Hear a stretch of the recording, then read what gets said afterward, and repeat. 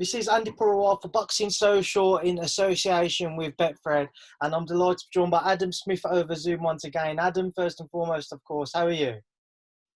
Good, Andy. Thank you. Very, very good. Looking forward to Fight Camp 3. Can't believe we're sort of halfway through. It's been a pretty smooth operation, actually. The inside the bubble here. It's fantastic what Matchroom have organised. I think it's run really efficiently. They've been brilliant, and obviously going up to the actual HQ has been a fantastic experience. You're really innovative, different, spectacular, visually looking, and we've been treated to two great main events. You know, the egg and the cheese the first week, and fantastic fight, fantastic advert for boxing, for women's sport last week with Terry Harper and Natasha Jonas. So looking forward to seeing Felix Cash defend his Commonwealth title tomorrow night, and a whole host of great fights on the card. Really looking forward to loads of them. I don't know which one to pick. Shannon Courtney, Rachel Ball. I think that's an absolute firecracker. I mean, there's some really good ones. So yeah, looking forward to that, and obviously building up to the culmination, the big pay-per-view event, Sky Sports Box Office Night on Saturday week with the heavyweights and with the Casey Taylor Delphine Bisson rematch. So yeah, really really busy, but really excited. Just before we come on to the cards, you mentioned we're over halfway through this kind of fight camp. These fight camp shows that have been put on by yourselves, by Eddie, and what have you. What's been the biggest challenges? What's been the biggest obstacles? Has there been anything at all which has surprised you as the weeks progressed, or has it been a lot smoother than you thought it would be? It's a really good question. There were many obstacles actually getting it done. I mean, the production, operation, technical teams from both Sky and Matchroom were fantastic. And, it's all very well sort of Eddie saying, I fancy some fights in my garden, and Frank claiming that he said, let's do that. And, I think we all wanted it anyway, but obviously the vision is one thing, actually putting it all into practice is another, and it's taken a huge amount of work and effort. And I even spoke to Frank Warren earlier on a Zoom thing myself, and he was saying, how great it looked, which is amazing now, isn't it? This sort of new friendship between the two of them. But it's great. I think everyone's got to admit that it looks fantastic, and that didn't come without a lot of really hard work for people a lot, cleverer than we are. And I think it's fantastic that it's managed to, come down to brilliant design and brilliant sort of, input. And that's been brilliant. And I think also the whole sort of fight camp bubble has been really well attended, looked after, managed. Alex and Bella from Matchroom have been fantastic on the sort of, the organizational, operational side, and the security team has been absolutely brilliant. I've said to Eddie 2 or 3 times after I've left this bubble, because you sort of leave, then you get out, then you come back in and retest it and all that. But I've said a couple of times, I said to him, I think that your staff have been phenomenal. So I think that it's been really smooth. What issues? I think the sound probably was the big thing from the first week, where we thought, different ideas of, do we put crowd sound in, a hum, do we whatever. I'm very much in the camp of it should be authentic. We should. I think we've spoken about it before. I think when we've got no crowd, which is gutting, we all want crowd, we all want noise, we all want atmosphere, we all want fans around us, of course. We're fans. But when we haven't got that luxury, which it is at the moment, isn't it? So you have to adapt. And I think that the best thing we could have done was to make it as authentic as possible. And I'm not a fan of the cheering. I sort of just, I don't like that. I think it should, when we've got this ability, it was all about hearing the punches, hearing the corner sound. And I think we really got it on Tuesday. We got it Tuesday on the second one last Friday. We got it absolutely right with the Fight Camp 2, because you could hear the punches, you could hear the corners brilliantly. The whole sort of subplot with Joe Gallagher and Steffi Bull, and that sort of noise as you're waiting for the decision, that sort of eerie quiet. And I thought that was something that the guys behind the scenes worked really, really hard on to get that right. They put some perspex up for Matt and I, so that the sound of our voices wouldn't carry to ringside, because I think a number of the fighters heard it in the first week. So we've adapted, and I think the words we've used a lot over our interviews over the last few months have been patience, adaptability, and maybe collaboration as well. And I think that all of those have really worked. And I think that, look, we'll look to make tomorrow night's even better. And then obviously this Sky Sports box office night a notch above. But I think, yes, I'm really pleased with the way it's turned out. And I think Eddie is delighted too. Just moving on from that, and obviously let's get into the fights, because as I said, I know you're going to be busy tonight with other stuff. Let's go back to this past weekend before coming on to tomorrow night. Tasha Jonas versus Terry Harper was a brilliant fight. It's 2 weeks on the bounce. We've seen two great main events. What did you make of what was in the end the fight, which I don't think anybody anticipated it delivering as well as it did? Do you know what? I really enjoyed being in the bubble last week.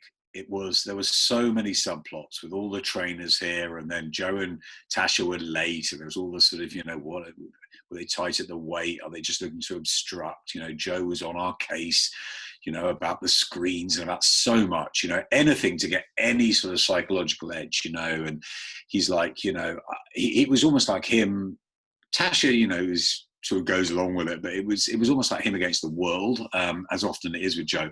But you know what? What they had done was they had whipped her into the best shape of her life. They got a phenomenal sparring with Chantel Cameron, and I think that she was razor sharp and ready, and that was the big surprise, I guess. Terry Harper, we've seen for 18 months, 2 years, really gathering momentum. Wonderful story. But still young at 23 and a world champion.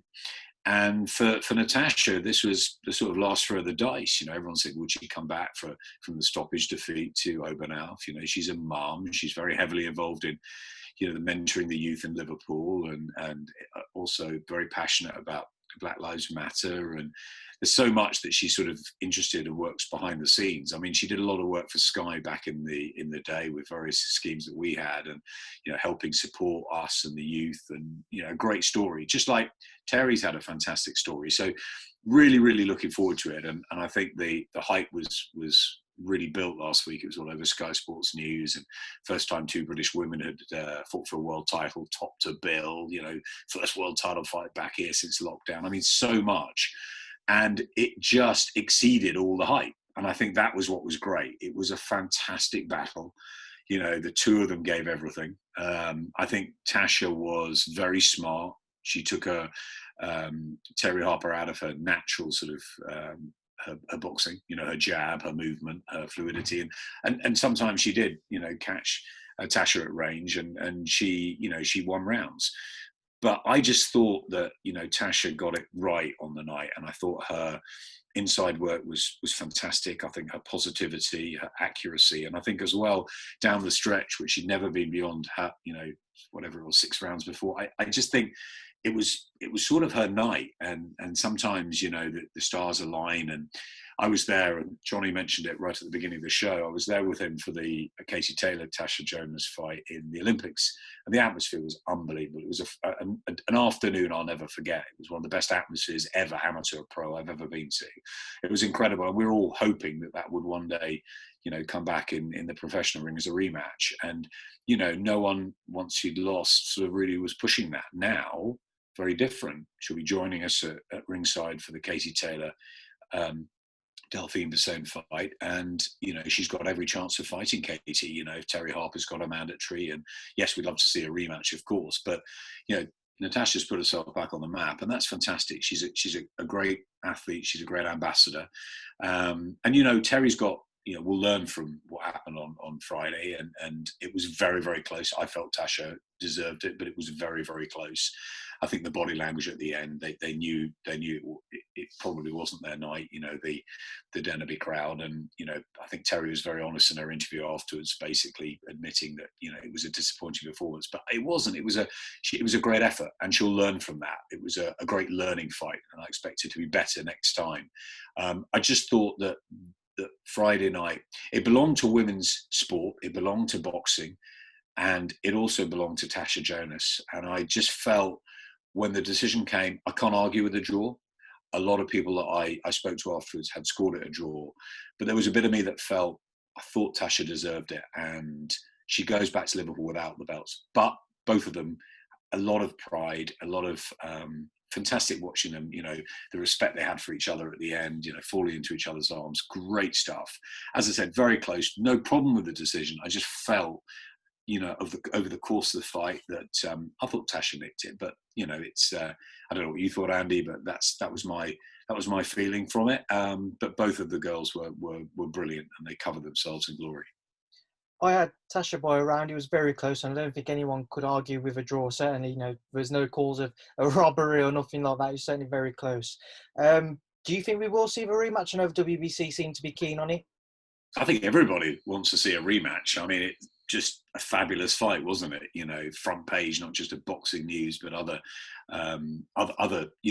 websites and stuff. It was just fantastic. It was. I think it sort of went beyond the trade last week from what happened, and there was a new women's debate show on Sky, and everybody sort of talking about it this week. So. Yeah, of course. We'd love to see a rematch. I worked very, very hard, Andy, to push the Katie Taylor-Delphine Besson rematch that we've got for next Saturday. That wasn't easy, but, Eddie got that over the line with Brian and the teams. And we're lucky enough to have that. So it may not be immediate, the rematch, but, Tasha is 36 and she'll want another crack at that world title, but maybe she'll get Katie. If Katie can come through the Persone fight, which is no gimme because, most of us thought she either lost or it was bitterly close last time.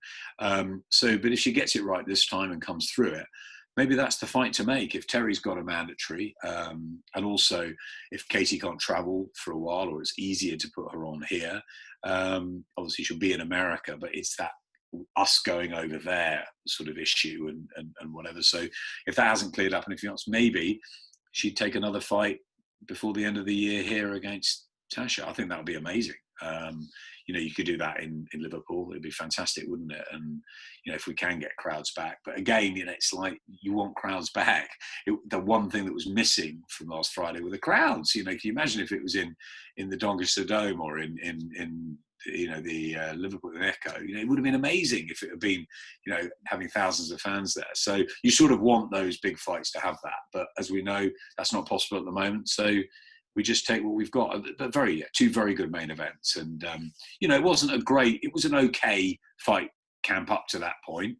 Anthony Fowler, looked good. Thought Chris Billum-Smith was ruthless. Hopey Price, it was okay. It was fine. It sort of ticked along, but we needed something dramatic at the end and we got it. Just want to touch on Fowler before we move on to this week's card. Anthony with a brilliant performance. I know he had the fight last time out under Shane, which was his first fight, but not many people really looking into that. But this one, we saw more of him. His jab looked brilliant, very sharp.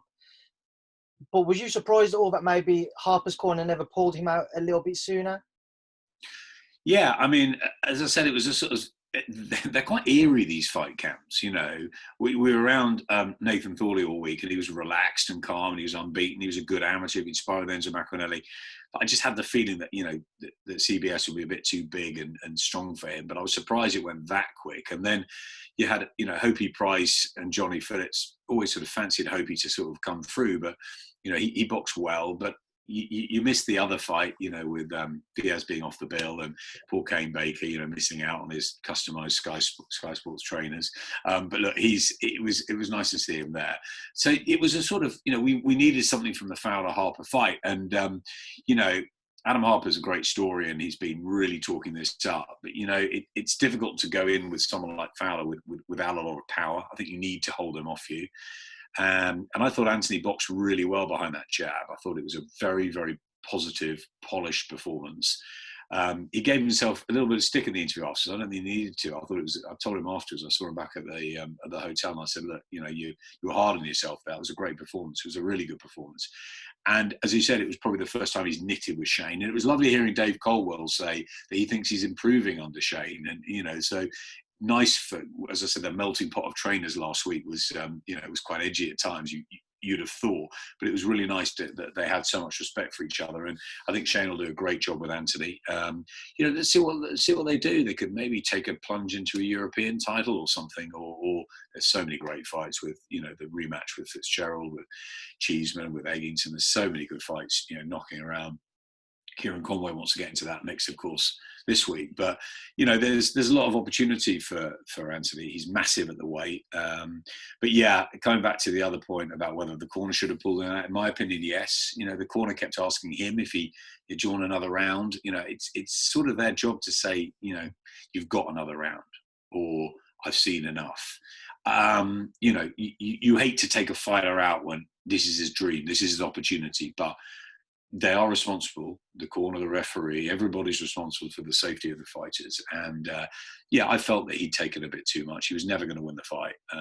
They could have pulled him out 2 or 3 rounds before, and then he sort of was okay for a couple of rounds. But I just thought it was just maybe unnecessary a little bit, and he could go back to sort of Midlands area level and win titles and rebuild. It just was probably a step slightly too far against a revved up Fowler with something to prove. But no disgrace for Adam Harper or his team. They took the opportunity, and that's what Fight Camp delivers. But I thought he was in there too long.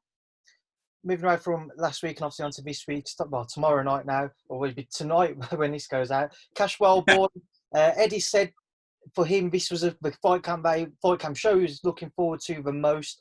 Do you see that yourself? Do you feel that this will be the show that will deliver the most out of the previous 2 that we've seen so far? Yeah, it's a good question. On paper, when we sort of first juggle them around, I thought, the egg and the cheese, and I thought that the world title fight between the 2 women, and which delivered some, and then obviously the box office one. So you think, they're the 3 sort of standouts. You think, Felix Cash, good fighter, not a massive name, and then you look at the card, and then suddenly you look at the card and you think, wow.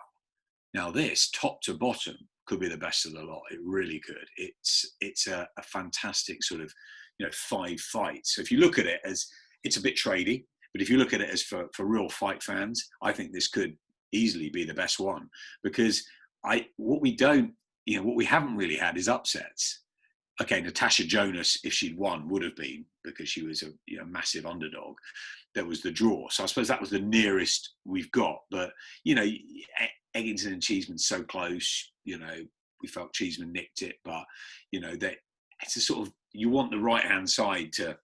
There's not much right hand side here because they're 55, 45, 50-50 fights, but you sort of want a couple of real shocks, don't you? And Chris Burns-Smith got the win he wanted. Hopi Price got the win. Natasha Jonas, if she got that win, that would have been And I think this week I see 1 or 2 surprises. I'm not quite sure in which one, but I think Felix Cash against Jason Welbon. It's a great fight. It's a step up for Felix Cash. Jason has fought at a much higher level. Obviously, he's been in with Jarrett Hurd. Yeah, he lost that fight, but he went on a great run, didn't he? And he picked Marcus Morrison. Very similar. I look at that fight as very similar. Marcus Morrison was unbeaten and the next big thing. I was really excited about him. And Felix Cash looks very good, doesn't he? He's had a few injury issues, and he's had knockouts, and he's got power, and the Cullen win was good. But it's a test for him. And it's just about what Welbon comes to the table. He looks as though he really wants this. He's got the experience. He's going to make it tough. Matt Macklin's got form with him. Everyone knows how hard he is, Jason Welbon, and he'll give it absolutely everything. You've got to fancy Cash probably with the youth and maybe that extra bit of power. But it's at Welbon's weight as well. It's his natural weight, middleweight. He's not dragging himself down. So that's a really interesting top of the bill. But I don't know, what do you want to talk about? All of the others, John Doherty, Anthony Fox. I really like the Doc, but Fox, he's tough and he gets the odd decision, so that's no gimme. I think Doherty will probably prevail on that. I really like Kieran Conway and Navid Mansouri. If Mansouri, we haven't seen him in Britain for a while, but if he gets back that form that was really being talked about, in the super welterweight division, it's a key fight for Conway. Conway has done really well under Matchroom. He pushed Cheeseman close, but Ted was possibly unlucky with the draw. But he's all become the nearly man. He's still young. He's 24. I was talking actually to Kyron Wilson. Kyron the snooker player.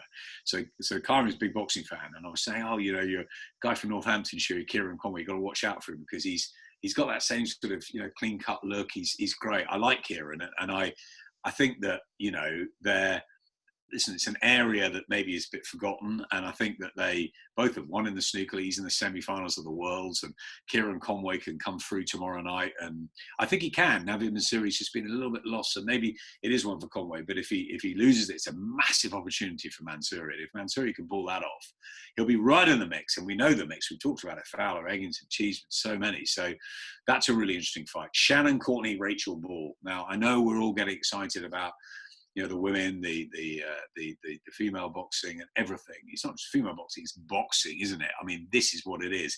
You know, you've got this weekend, you've got Cecilia Brackhouse, Jessica McCaskill, the other side of the pond. You've got Katie Taylor, Delphine Bassoon. Tremendous matches. Down a few levels, this is a fabulous fight. It really is. I mean, the amount of people that told me about Rachel Ball last week in the bubble, about how up she is and how good she is and whatever, and what I've seen, the little bits I've seen, and Shannon Courtney, she's called for a big fight. This is a good fight. Rachel's won 5 of 6, but she's more experienced. She's been with real tough opposition. Shannon has been well, carefully matched so far. So this is they're taking. She wanted it. They're taking the old skates off her, and in she goes with Rachel Ball. I think it's a fantastic fight. That it really is one of those. It's a pick 'em, and they could go a game with it. Really like that, and really like Zelfa Barrett and Eric Donovan. That's a fight that could go either way as well. Zelfa, we know, is flash skills, Commonwealth champion. He's come through that defeat to Ronnie Clark. You know, no disgrace there. Ronnie, decent fighter. Eric Donovan, what an amateur he was. You know, I remember him winning a load of Irish titles. I think he got bronze in one of the big competitions. And he was a standout amateur. Unbeaten as a pro. Untested, yes, but unbeaten. 12-0, I think. Great fight. Great fight. What Fight Camp's all about. So I think we're going to get a lot of that this week. Adam, that's a fantastic breakdown of the card, which allows me to move on and away from that and come on to just a few other topics to touch on before I let you go. You mentioned you had a Zoom call with Frank earlier. Obviously, everybody knows about Frank reaching out to Eddie, yourselves, Matchroom, about trying to get some, you know, cross-stable fights on the go for some part, whether it be end of this year or next year. Just first of all, I should go back to that, Adam. How much of a surprise was it to see that from your own perspective? Listen, it's, you know, Frank's not been around for so long without, you know, the big moves, does he? He'd try everything. And I think that, you know, it's a great idea in principle, and the fact that, you know, everyone wants to see terrific fights, and some of those fights are fantastic. Look, we're with Matchroom, we're with Eddie, we've got our own business, we've got Fight Camp, we've got plans for the coming months, and Frank's doing a great job out on, you know, over on the other side, and, you know, he's got the studios up and running. He's got, you know, Carl Frampton fighting this weekend. There's a lot going on over there. So, and some of the fights I think are unrealistic or not quite right. I mean, he keeps pushing Daniel Dubois against Dillian White. One of the reasons I was speaking to him today was I was saying to him, why is Tyson Fury not going to, they're talking about February maybe for Wilder in America now, and it might not happen in December. And Frank's come out and said, look, he wants Tyson Fury to fight in December.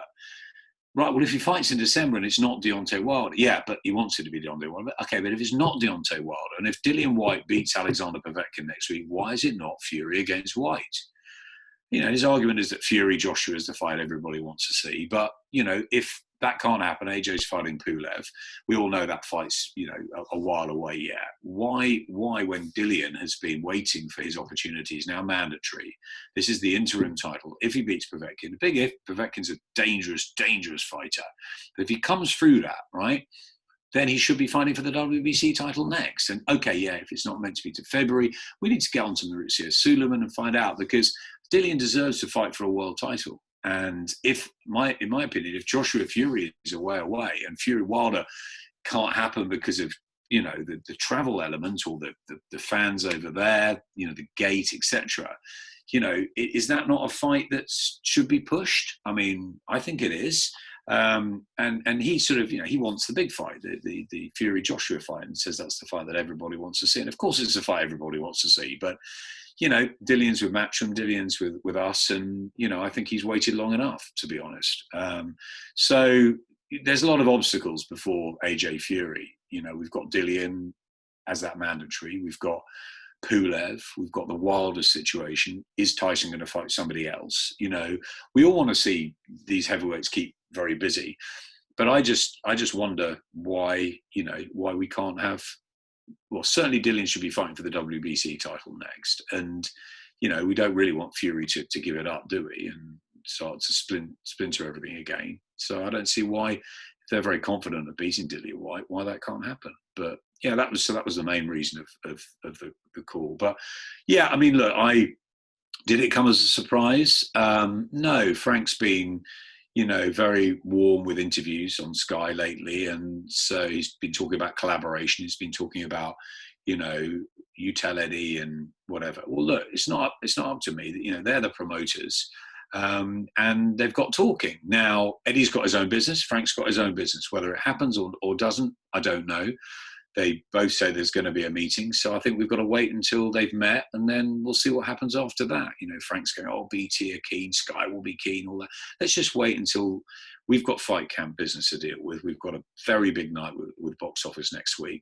Let's see what September brings. Frank's got busy shows as well. He's got a lot happening. And look, if things can move forwards, they can. But it's Eddie's business and it's Frank's business, and they've got to see what's right for them. We're in the matchroom business. You know, they're our partners. We've had a fantastic run. You know, we did work with Frank before a long time ago. We worked with Frank Warren. He put on some great shows. We worked with Frank Maloney. We worked with Mick Hennessy. We worked with Ricky. We worked with all sorts of different promoters. But we made a conscious decision to go with Matchroom, you know, pretty much since the London Olympics. And look what's happened. You know, boxing has come back in huge amounts and in the bigger picture massively. And we're very happy with that. So, you know, we move forward with our business, and let's see what happens. But look, it's interesting. Of course it is. The first time they've ever talked on the phone. And I was about 50 yards away, and Eddie, I couldn't believe it. But, you know, it's happened, and, you know, it's, you know, they're all friends again, are they? Are they? We'll see. Adam, my final question on you all. Obviously, you mentioned you had a Zoom meeting with Frank earlier. Anything else you can kind of let us in on that? What were the other reasons behind it? Other reasons behind talking to Frank? Yeah, the Zoom meeting you had with Frank earlier. Yeah, no, it was to ask him about Dillian. It was to ask him, that was the purpose. The purpose was to find out, you know, why Tyson Fury wants to fight Anthony Joshua. We all know that. We all want Anthony Joshua to fight Tyson Fury, but Joshua's got his mandatory against Pulev. And the thing, when I read that Frank said that Tyson will fight this year, and Bob Arum saying the Wilder fight might not happen until February. Okay, so he'll need an opponent if it's in England, correct? I wanted to know why or whether that opponent, if Dillian Whyte beats Povetkin, can't be Dillian Whyte fighting for the WBC title. That's all.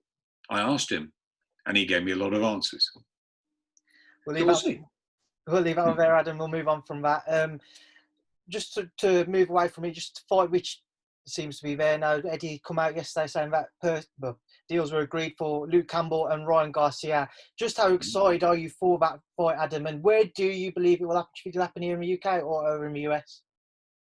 It's tough, as with everything. You know, I was speaking to Callum Smith the other day, and I just, you know, he wants the Canelo fight. It's tough for the likes of Callum, for Kell Brook, for Josh Warrington, for all these big fighters, Liam Smith as well, loads of them just waiting around, Amir Khan, loads of them waiting around. And it's difficult because there's not the gate money at the moment. That's the big thing, and which is why, you know, Eddie's put an absolute rabbit out the hat. Let's give him massive credit for what he's done next weekend. You know, to have Whyte and Povetkin and Taylor and Basone on the same night is without a gate is incredible. You know, we talked about it with maybe let's get, you know, 300 or 400 trying to get that there. You know, maybe paying, you know, huge money to sort of have an experience with the fighters. We're not allowed. No one's allowed. There's 80, 90 people on site. I don't know how many. But it's all down to, you know, fine detail. There can be no crowd. So while we're waiting for that, it's really difficult. And it's fantastic that this fight, you know, looks like purse bids are not needed. They've delayed it. So obviously, you know, contracts can be worked out. Ryan Garcia and Luke Campbell is a fabulous match. You know, I've always said that Luke Campbell will become a world champion. He was my pick for Olympic gold in 2012. And, he's had it tough on the road to LA. Nearly won that night, but he had his father personal difficulties at the time, and also then he shared a ring with Lomachenko, which he'll be able to tell his grandkids about. Lomachenko, elite superstar, different planet. But I thought it was Luke's best performance. So Luke Campbell can win a world title. Ryan Garcia's the new golden boy, isn't he? So and Devin Haney waits in the wings. It's a fantastic fight. I'd love it to happen here. I think it will be, but it's difficult. Financially, it's difficult to make. So it may go into America. Will DAZN want it over there? Will they want a lot of money for it? It's going to be a financial decision. So I don't know where it will land. I just want it to land as quickly as possible. If we can get it in the garden, maybe we could extend the Matchroom Square Garden a bit, keep the old the canopy up, keep Fight Camp going, and put it on there. I mean, I'm sure the two of them will want to fight. Might not be able to take quite as much money as they've been promised. Though. This is the problem.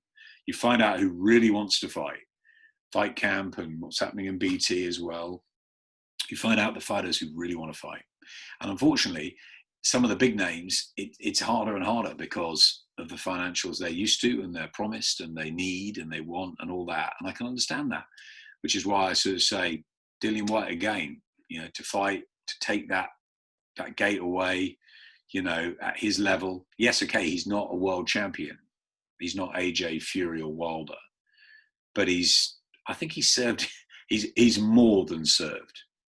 I'm not going to call it an apprenticeship. He's more than served his time fighting everybody. Now another one in Povetkin. He ducks no one, Dillian, right? And I just think he deserves that world title shot. And while we're all waiting for the blockbuster, Dillian deserves his own blockbuster, I think. But he's got to get past Povetkin. And it's no guarantee he will. He should, but no guarantee. Povetkin dangerous, experienced, only 2 defeats. Klitschko, Joshua.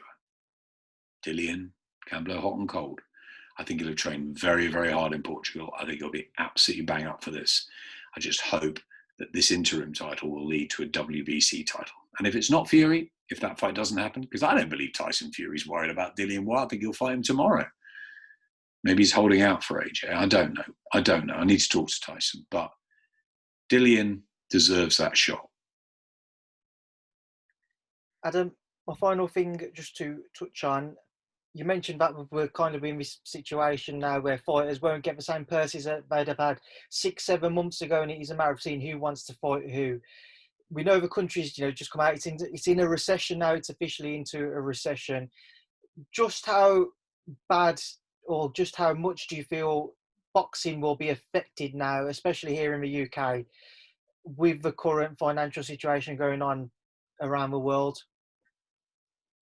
Yeah, it's very difficult, isn't it? And we talked early on in lockdown all about safety, health, the NHS, and continually so. We don't know when there's a second spike. We don't know what's all the sort of the difficult quarantines and the travel and everything like that is obviously is crippling. But I mean, we've got kids that need to go back to school. We've got a lot of entertainment industries, theatres and and restaurants and all that sort of stuff, it's just so difficult. Entertainment is really difficult because entertainment you do on a weekend and you do with lots of people, and it's really hard. So I think it's just a case of a bit of patience. It's a case of waiting to see what is going to happen sort of every fortnight, every month, and trying to sort of gently plan. But we obviously hope crowds come back. And and you're right, will they be able to afford to come regularly to big nights of boxing or any sport,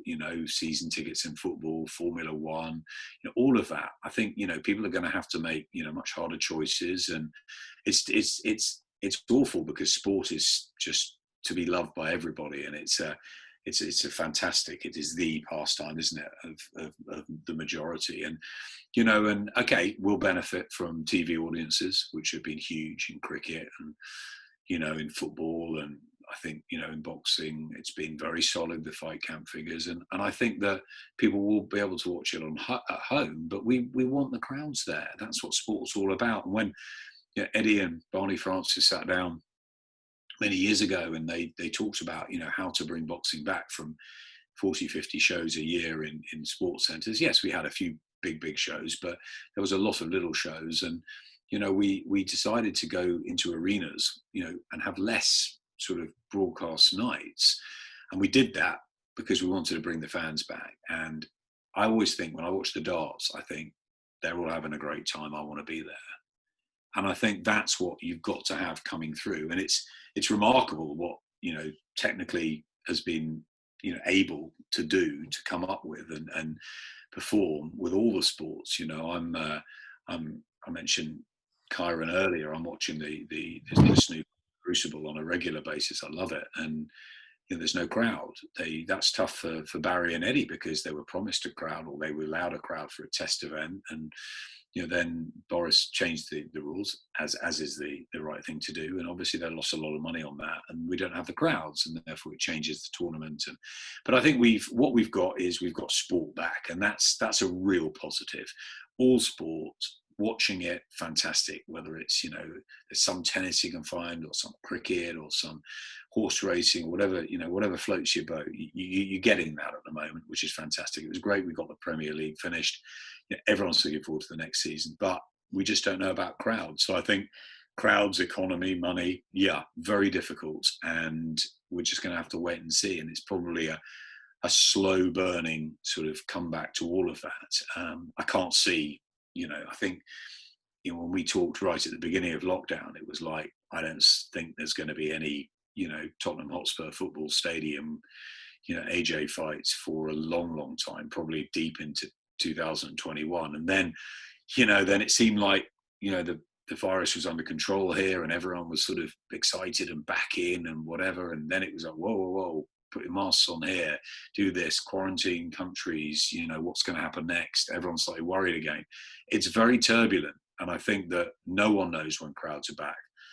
Will it be the autumn? Will it be the winter? Will it actually not be until, some way through 2021? And the big crowds, and as you say, the money that it costs, it's hard. It's going to be very difficult. But, boxing's a surviving sport. We've gone through a lot. And I would bet I think boxing is a fantastic, strong, surviving business. There's always a way. There's always a big fight around the corner. And I reckon that we will, we'll get through this. We'll all get through it. But the most important thing is that, families are safe and secure, and continue to do that. And let's hope that, the hard-earned money is spent on sport, on, our business. Because without the fans,